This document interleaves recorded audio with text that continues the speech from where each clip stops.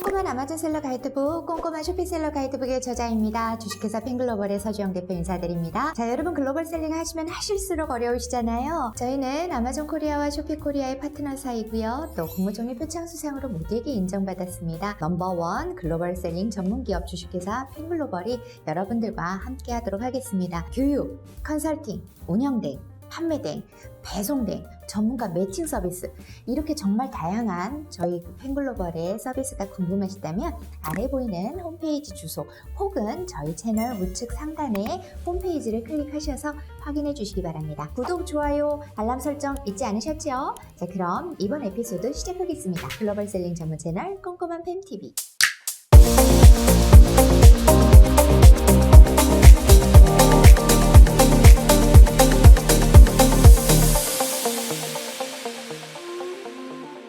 안녕하세요. 자, 지난 시간에 이어서 오늘도 꼬리에 꼬리를 무는 아마존 재고관리 시간입니다. 세 번째 시간이에요. 자, 우리가 꼬꼬무 꼬리에 꼬리를 무는 아마존 재고관리 첫 번째랑 두 번째 시간에 배운 것은 뭐냐면요, 9가지였어요. 2024년에 변하는 수수료 전반 체계를 배웠고, 두 번째로 SIPP 주문 처리 수수료가 본격 도입이 되는 것을 배웠고, 또 낮은 재고 수수료 신규 생성돼서 도입이 되는 것도 배웠고, 장기 재고 보관 수수료가 바뀌어지는 것도 배웠고, 월별 재고 보관 수수료가 인하가 되는 부분도 배웠습니다. 그리고 스토리지 활용 추가 요금 수수료가 확 올라가는 것도 배웠고, 티어가 바뀌는 것도 배웠고, 기존 주문 처리 수수료 낮아지는 거, 저가 FBA 주문 처리 수수료가 스몰 앤 라이트를 대신해서 새롭게 생성이 된 거, 그리고 마지막으로 FBA 주문 서비스 수수료까지 이용하시지 말라고 말씀을 드렸죠. 자, 오늘은 그 다음부터 9번부터 14번까지입니다. 전체적인 거를 또 말씀을 드릴 거고요. 이게 다는 아니에요. 왜냐하면 아마존이 또 새롭게 바꿔서 발표를 하겠다라고 한 게 아직 발표가 안 된 부분들이 있기는 하지만, 현재까지 발표가 된 부분들은 제가 사그리 몽땅 쏙 가지고 왔습니다.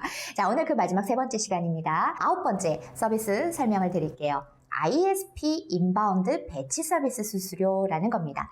자, 2024년 3월 1일부터 표준 크기 상품의 경우 상품당 평균 0.27달러, 대형 고중량 상품의 경우 상품당 1.58달러를 부과하겠다라고 한 건데요. ISP 인바운드 배치 서비스가 무엇인지를 아셔야겠죠? 사실 이거는 전혀 새로운 제도는 아닙니다. 기존부터 있던 제도이기는 해요. 여러분이 FBA 플랜을 직접 짜보셨으니까 아실 거예요. FBA 플랜을 짜다 보면 스텝 2, Confirm Shipping이라는 단계가 있잖아요. 그 단계에서 하단에 보면 Total Placement Fee라는 것이 있습니다. 이게 뭔지를 우리가 알아야겠죠? 자, 이거를 알려면 우리가 그동안에 아마존 창고로 물건을 배송하는 그 형태를 좀 봐야 되는데, 셀러가요 있잖아요. 아마존 창고로 이제 상품을 보낼 때 우리는 어디로 물건을 보내고 싶어 합니까? 일반적으로 한 곳으로 보내고 싶어 합니다. 미국 내 아마존 창고가 한 곳으로 보내고 싶어 해요. 왜? 그래야지 내가 얼마를 보내든 간에 좀 배송비가 절감이 되거든요. 그런데 아마존의 입장에서는 그렇게 돼서 한 곳으로 하게 되면 미국 땅덩어리가 넓잖아요. 그런데 어느 한 곳으로만 들어가지게 되면 그 멀리 있는 고객한테다가 배송을 해야 될 때 배송비가 늘어나잖아요. 그리고 또 오래 걸리다 보니까 고객의 만족도도 떨어질 수 있잖아요. 그래서 아마존은 상품이 미국 내 아마존의 여러 창고에 찢어져서 들어가는 것을 선호를 합니다. 그래서 전통적으로 아마존은 두 가지 방식으로 이 제도를 사용을 해왔어요. 제가 지금 연두색으로 되어 있는 거 이거 보이시죠?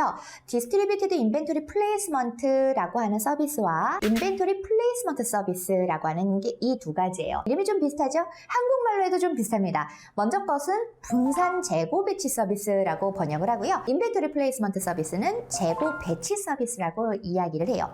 그리고 현재까지는 이렇게 제가 연두색으로 해놓은 디스트리뷰티드 인벤토리 플레이스먼트 이 서비스가 기본입니다. 디폴트예요. 그리고 많은 셀러분들이 이것을 사용을 하고 있습니다. 자, 그러면 많은 셀러들이 사용하고 있는 이 디스트리뷰티드 인벤토리 플레이스먼트가 뭐냐, 그걸 알아야죠. 자, 이것은 플랜을 작성을 하실 때에 아마존이 지정을 해주는 창고가 몇 개이든 간에 아마존이 지정을 해주는 각각의 창고의 셀러가 분산해서 물건을 보내겠다라고 하는 형태예요. 그래서 이미지를 보시면 원래 전체 100개를 보낼 건데 100개 중에 30개, 40개 이거를 하나는 캘리포니아, 하나는 텍사스, 하나는 뉴욕으로 내가 알아서 아마존이 지정해준 곳으로 내가 알아서 보내겠다라고 하는 거죠. 이해되시죠? 그 반면에 인벤토리 플레이스먼트 서비스의 분들의 경우는 자 이거는 플랜을 작성을 할 때 나는 그렇게 보내면은요 내가 배송비가 너무 찢어져서 많이 들어가니까요 나는 그렇게 하지 않고 싶어요. 나는 그냥 한 군데로만 보내고 싶어요. 아마존 당신이 내가 한 곳으로만 보내고 나서 그 한 곳으로만 보내는 그 비용을 낼 테니까 내 거 그 유료 서비스 그걸 받고 돈을 좀 받고 아마존 당신이 알아서 미국 내 전역의 여러 군데로 찢어서 분산 배치해 주세요 라고 하는 게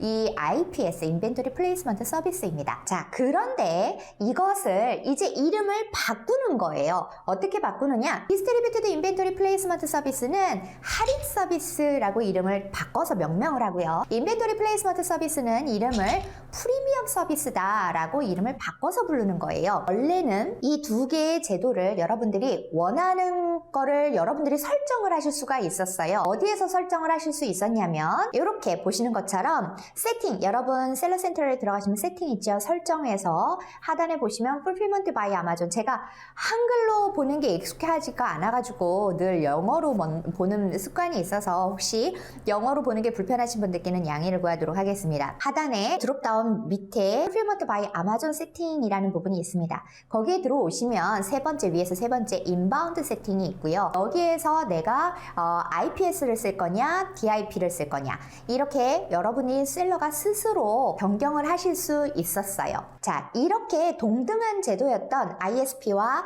DIP 서비스를 이름을 바꿈으로써 프리미엄 서비스와 또 할인 서비스 이렇게 이름을 바꿈으로 인해서 티어를 상하 서비스 개념이 되게 교묘하게 바꾼 거죠. 왜? 그럼 이렇게 되면 아마존은 나중에 또 할인 서비스의 할인 요율을 또 변경할 수 있고 또 ISP의 프리미엄 서비스 요율을 또 변경할 수 있으니까 두 개로 확 이렇게 상하 관계로 좀 나눠버렸습니다. 참 똑똑해요 아마존, 그죠? 이 프리미엄 서비스는 기존의 ISP 서비스, 이 프리미엄 서비스는 인바운드가 되는 위치가 어디냐에 따라서 그 지역에 따라서 배송 수수료가 달라질 수 있다라는 거고요. 또 할인 서비스라고 불리는 이 DIP 서비스는 재고를 보내는 인바운드 위치에 따라서 할인율이 달라질 수 있다라고 아마존은 이야기를 하고 있습니다. 그래서 보시면 표준 크기 제품 수수료, 대형 부피 제품 수수료 이렇게 나눴는데 표준만 잠깐 보시면 여기 프리미엄 서비스 단일 위치로 보내는 이것이 대형 표준 즉 12온스에서 1.5파운드 예를 들자면 1파운드가 453g 정도예요. 그러니까 뭐 1파운드라고 볼게요. 1파운드 정도라고 하면 단일 위치로 보낼 때 예전에는 0.3 혹은 0.4달러 이렇게 딱 결정이 되어 있었는데 이제는 그렇지 아니하고 0.27에서 0.41달러까지 바뀔 수 있다라고 이렇게 되어 있는 거고요. 또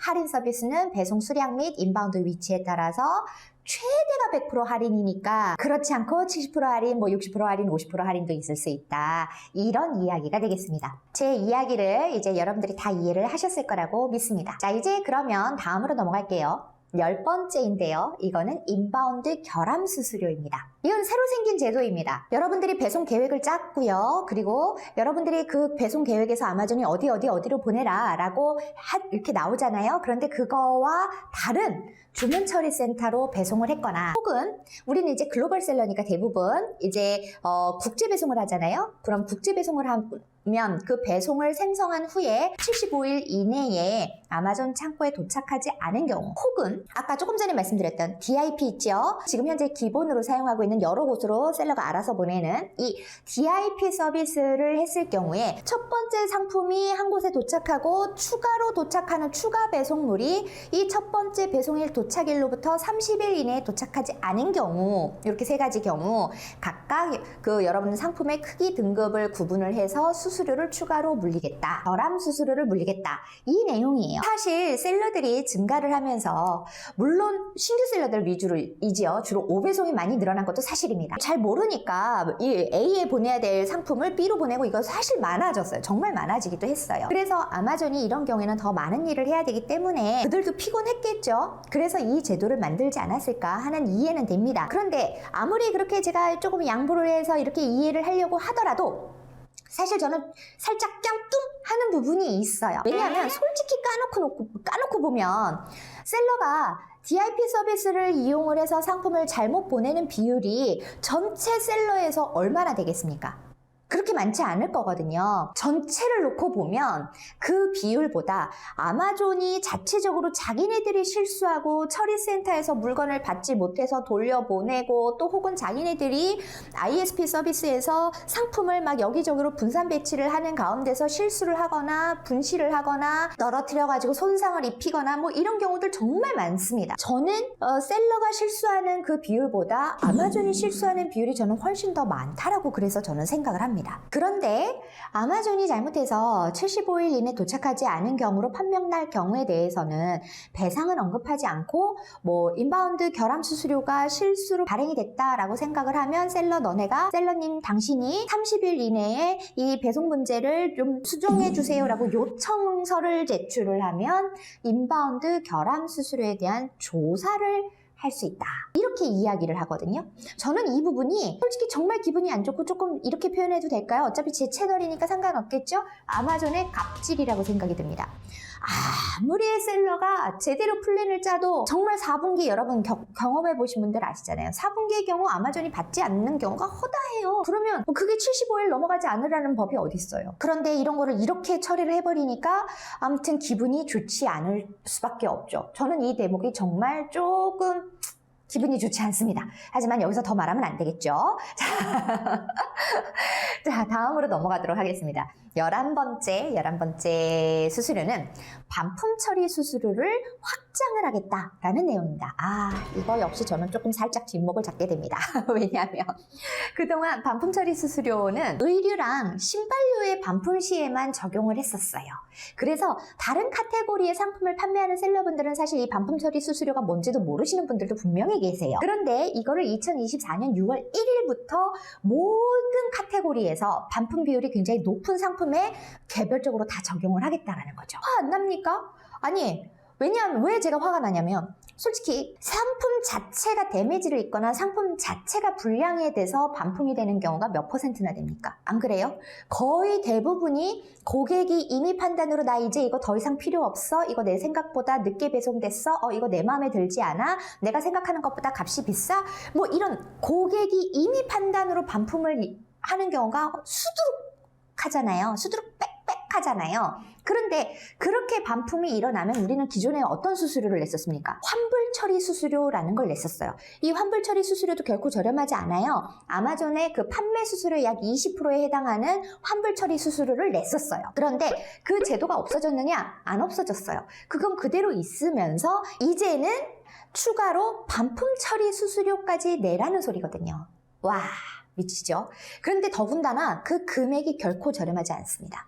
예를 볼까요? 아까 이제 1파운드 또 볼게요. 453g. 1파운드 16온스예요. 1파운드는 16온스예요. 보면 16온스에서 1.5파운드를 봤을 때 여기 1파운드라고 제가 했으니까 이 가운데 거죠. 1파운드에서 1.25파운드에 들어갑니다. 그러면 그때 금액이 얼마? 반품 처리 수수료가 3.70달러입니다. 웃음밖에 안 나오잖아요. 판매 수수료에 그 다음에 환불 처리 수수료에 반품 처리 수수료에 와 정말 이거 어쩌라는 겁니까? 자 아무튼 정신을 차리고 다시 그럼 아마존은 이 반품 처리 수수료 이거를 반품 비율을 높은 상품에 적용하겠다라고 했는데 그러면 반품 비율이 어떻게 계산이 되는지를 우리가 알아야겠죠. 자, 제품 반품률은요, 제가 여기다가 적어두기는 했습니다만, 여기 두 번째 이렇게 보시면, 자, 특정 달에 배송된 제품 중 해당 월과 이후 2개월 동안 고객이 반품한 제품의 비율이다라고 해요. 자, 근데 이게 무슨 말인지 헷갈리잖아요. 한국말인데, 그래서 예시를 들어봤어요. 자, 2024년 6월에 상품이 판매가 돼서 배송이 됐습니다. 그런데 이게 반품이 돼서 돌아왔어요. 그러면 언제 수수료를 물리느냐? 6월에 판매가 됐으니까 해당 월은 6월이죠. 그리고 이후 2개월이라고 했잖아요. 7월, 8월이지요. 즉 8월까지 보고 그 다음에 9월 달에 7일부터 15일 사이에 9월에 이 반품 처리 수수료를 물리겠다라고 하는 겁니다. 쉽지 않아요. 여러분 왜 그런지 아시지요? 보통 아마존이 반품을 100%를 해주는 기간이 얼마입니까? 30일입니다. 그죠? 30일도 어마무시하잖아요. 30일은 무조건 어떠한 이유를 막론하고 반품을 해줍니다. 그런데 보통 우리 셀러들은 FBM을 하는 셀러라고 한다면 언제까지 반품을 해줍니까? 아마존 셀러는 놀라지 마세요. 다른 플랫폼 셀러분들은 90일까지 합니다. 왜? 90일까지 고객이 무엇을 남길 수 있어? 리뷰를 남길 수 있기 때문에 그래서 90일까지 이 반품 요청이 들어오면 다 해줍니다. 그래서 여기서도 그렇게 3개월을 다 본 이후 9월 달에 수수료를 물리겠다라고 하는 것이죠. 자, 다만 아직 각 카테고리의 그 반품률 얼마 이상이 돼야지 높은 건지 이 기준점은 아직은 모릅니다. 이게 새로 만든 제도이기 때문에 아직 공표가 되지 않았어요. 그 공표는 2024년 5월 1일에 발표가 될 예정이라고 합니다.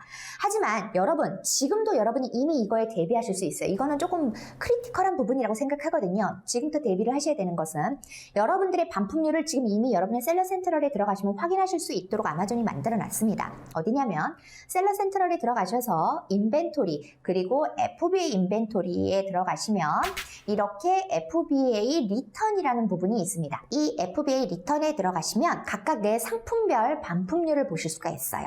그래서 지금부터 보시고 만약 반품률이 정말 높다라고 하는 제품이 있다면 그 이유, 반품의 이유를 보시고 그것이 결함이면 상품을 다 내리고 보완을 하시고 다시 팔아야 될 것이고 그것이 다른 어떤 something 다른 것들이라면 그것들을 맞출 수 있는 디스크립션 보완이라던가 이런 것들을 하시면서 판매를 하셔야 될 것 같습니다. 여러분 이거 꼭 기억하시기 바랍니다. 결코 작지 않습니다. 이 부분은. 자, 그 다음에 12번째입니다. 멀티채널 주문 수수료예요.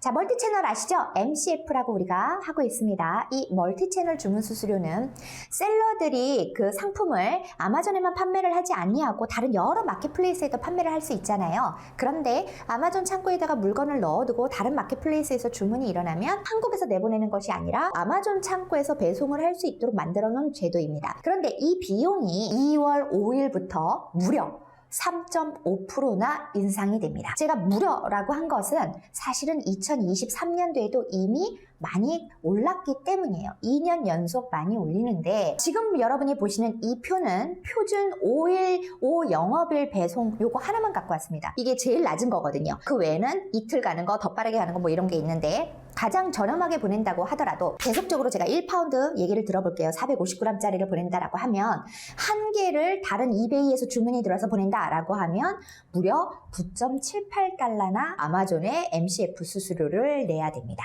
엄청 비싸지는 거죠. 그래서 이제는 여러분이 정책적으로 고민을 해야 될 것 같습니다. 뭐냐? 지금 현재 MCF 이 서비스를 사용하고 계시는 셀러님들은 한국에서 보낼 때의 비용과 서비스 측면을 고려하셔서 지속적으로 이것을 이용할 것인지 아닐지를 판단을 하셔야 되고요. 또 하나 3PL을 통해서 배송을 할 때와도 비용을 서로 비교를 해보실 필요가 있을 것 같습니다. 그래야 어느 것이 더 저렴한지 여러분 원가를 줄일 수 있는 것을 여러분들이 체크를 하실 수 있을 것 같거든요.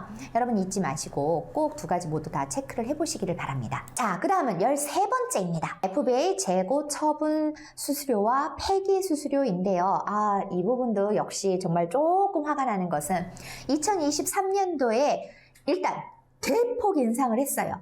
그런데 또 인상을 하는 거예요. 물론 2023년도에 대폭 인상을 했으니까 내년도에는 그렇게 대폭 인상은 아니지만 0.07달러 표준 크기는 그렇습니다. 보실까요? 계속 1파운드를 가지고 볼게요. 2.20달러인데 2월 5일부터 변경이 되면 2.27달러라는 거지요. 자, 정말 쉽지가 않습니다. 폐기할 때도 마찬가지고 재고 처분을 할 때도 마찬가지입니다. 옛날에는 재고 처분 수수료와 폐기 수수료가 달랐었어요. 그런데 폐기 수수료가 훨씬 저렴했었거든요. 그런데 그거를 이제 같게 하더니 그걸 또 같이 계속 올립니다. 그런데 이에 반해 무엇이 안 바뀌고 있느냐? 청산 수수료예요.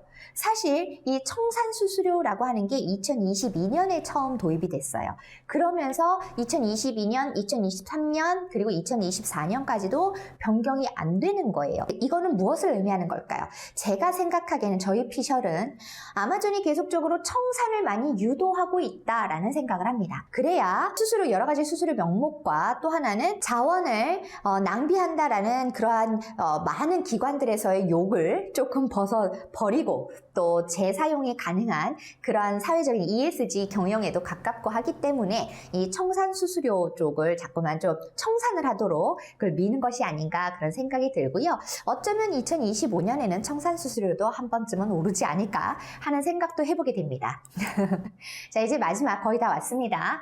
세 가지를 한꺼번에 묶었어요. 바인, 뉴 셀렉션 제도, 그리고 의류 상품 판매 수수료 인하 부분입니다. 먼저 첫 번째 바인인데요. 2023년 10월 19일 이후에 등록된 제품들서부터는 여러분이 바인 제도 뭔지 아시죠? 리뷰를 빨리 얻는 거요. 최대 30개까지. 자, 이 바인을 여러분이 신청을 하실 때 2개까지는 제로, 돈을 안 물리겠다. 그리고 10개까지는 75달러만 물리겠다. 그리고 기존에 200달러였던 것은 11개가 되면서부터는 기존 200달러와 동일하게 계속 쭉 그렇게 밀고 가겠다라는 그러한 내용이고요. 자, 두 번째는 의류 상품인데 의류 상품에 한해서만 1월 15일부터 판매 수수료를 할인해 주겠다라는 겁니다. 왜냐하면 의류 상품이 굉장히 금액대가 다양해요. 아주 저가도 있고 아주 고가도 있단 말이죠.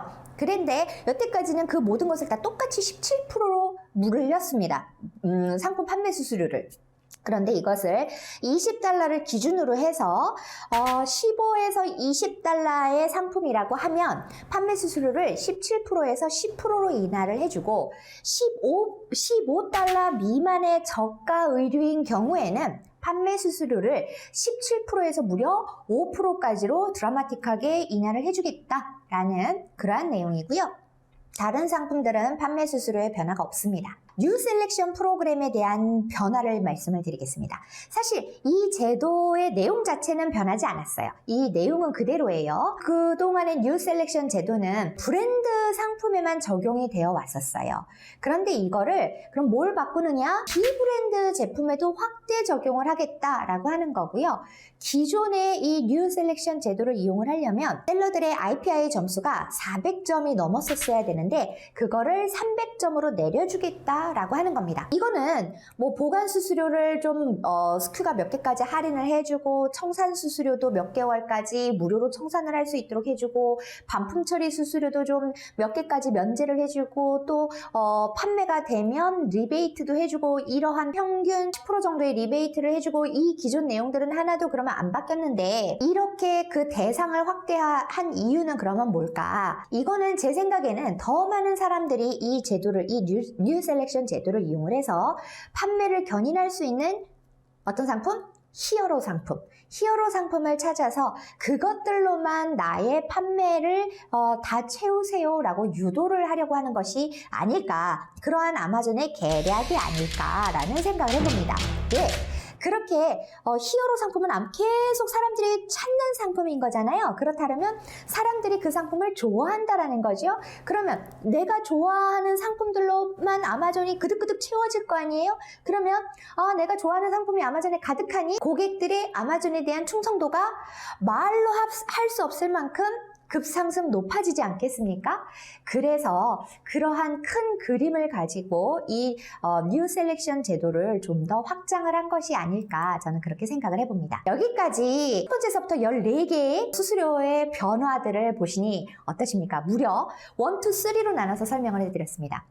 자, 더 이상 뭔가 나올 것 같지 않은데도 불구하고 아마존은 정말 매년 새로운 것들을 만들어내고 또 고도화를 하고 그러고 있습니다. 인플레이션이랑 더불어서 수수료가 인상이 될 수밖에 없는 여러 요인들이 있는 것도 사실은 부정할 수는 없습니다. 사실이기는 합니다. 하지만 아마존은 단순 수수료만을 이렇게 인상하는 것이 아니라 셀러들의 어떤 그 재고 관리를 더욱 철저하게 하는 것에 좀 더 관심을 두고 있는 것이 아닌가 저는 그렇게 생각이 들어집니다. 하나씩만 보면 당연히 그 하나씩만 보면 각자의 제도예요. 하지만 그래서 이것을 위에서 조금 더 원격으로 해가지고 좀 더 크게 본다고 한다면 크게 바라본다면 서로 다 물고 물려있는 그런 형국이라는 생각이 저는 강하게 듭니다. 그래서 하나가 안 좋아지면 다른 하나도 당연히 따라서 안 좋아질 수밖에 없는 구조로 가고 있는 것이죠.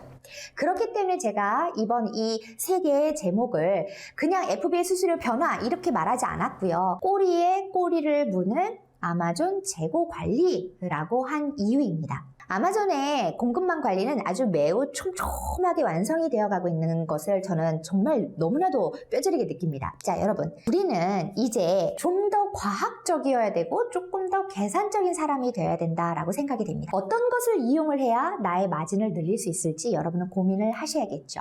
그리고 재고를 어디에 보관하는 것이 좋을지도 여러분들은 또 판단을 하셔야 될 겁니다. 물론 아마존은 그들의 AWD의 이용을 장려하고 있어요. 그래서 이것을 사용하도록 유도하기 위해서 또 더 많은 혜택들을 만들어내고 그렇게 부여하고 있지요. 자, 그렇다면 우리는 이렇게 계속되는 변화 가운데서 어떠한 관점으로 재고를 봐야 할까요? 어떤 관점에서 재고를 관리를 해야 할까요? 그것은 저는 이거라고 생각합니다. 이 인벤토리, 이 재고는 여러분이 익히 아시겠지만 다시 선명하게 인식을 시켜드리자면 바로 투자이고 자산이다 라는 겁니다. 자, 회사를 운영을 하심에 있어서 가장 중요한 항목들이 이 투자고 자산 아니겠습니까? 여러분은 내 투자가 실패되지 않고 자산을 늘릴 수 있도록 더 많이 고민해야 할 시간에 직면해 있습니다. 그리고 여러분, 제가 굉장히 빠른 이전 시간에 말씀을 드렸지만 제가 생각하기에는 이렇게 많은 다양한 제도들이 있지만 그래도 그 중심에 있는 거는 여전히 IPI라고 생각합니다.